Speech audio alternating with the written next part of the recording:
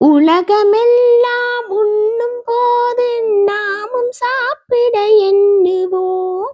உலகமெல்லாம் சிரிக்கும் போது நாமும் புன்னகை சிந்துவோம். யாது மூரன யாரு சொன்னது சொல்லடி, பாடும் நம் தமிழ் பாட்டன் சொன்னது கண்மணி. படிக்கத்தான் பாடலாம் நினைச்சு பார்த்தோமா, படிச்சத நினைச்சினா நடக்கத்தான். கேட்டுக்கோ ராசாத்தி, தமிழ்நாடாச்சு இந்த நாட்டுக்கு நாமாச்சு.